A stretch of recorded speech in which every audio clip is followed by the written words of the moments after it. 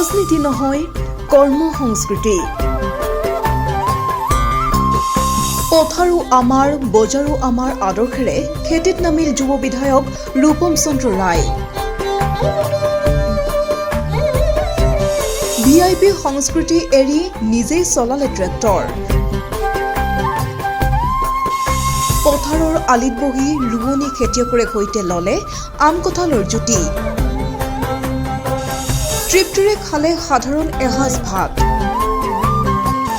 বাওকুংগ্ৰীৰ বিধায়ক ৰূপম চন্দ্ৰ ৰায়ৰ ব্যতিক্ৰমী ৰূপ। আমি এনেদৰে কাম কৰিব লাগিব যাতে ৰাইজে ২০টা বছৰলৈ ৰাজনীতিৰ কথা চিন্তা নকৰে।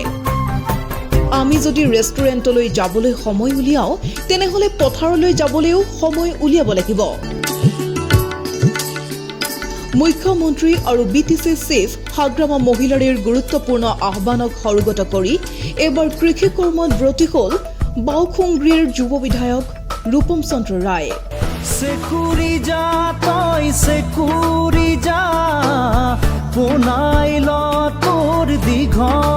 যুৱ প্ৰজন্ম আৰু সমাজৰ বাবে এক অনন্য আদৰ্শ দাঙি ধৰি বাওকুংগ্ৰী সমষ্টিৰ যুৱ বিধায়ক ৰূপম চন্দ্ৰ ৰায়ে এক ব্যতিক্ৰমী আৰু প্ৰেৰণাদায়ক পদক্ষেপ গ্ৰহণ কৰা দেখিবলৈ পোৱা গ'ল। কেৱল ভাষণ অথবা কথাৰে নহয়, বৰঞ্চ কঠোৰ শ্ৰম আৰু কৰ্ম সংস্কৃতিৰ এক সজীৱ নিদৰ্শন দাঙি ধৰি এনেদৰেই নামি পৰিছে গাঁৱৰ বোকাপানীৰ পথাৰত।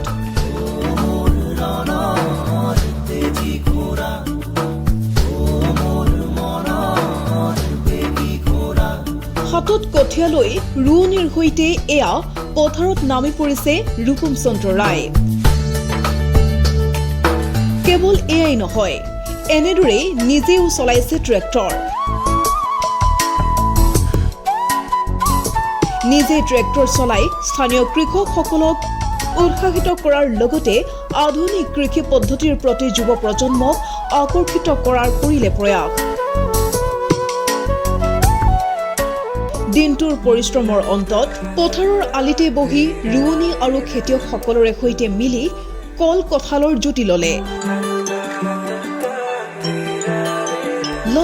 পথাৰত ভাতৰো জুতি। যুৱ বিধায়কগৰাকীয়ে প্ৰমাণ কৰিলে যে জনপ্ৰতিনিধিৰ আচল স্থান শীততাপ নিয়ন্ত্ৰিত কোঠাত নহয়, বৰঞ্চ জনসাধাৰণৰ বুকুৰ মাজতহে।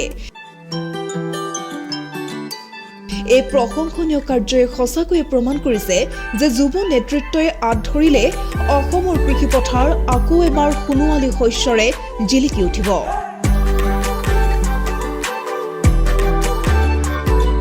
নিউজ ডেস্ক, প্ৰতিবিম্ব লাইভ।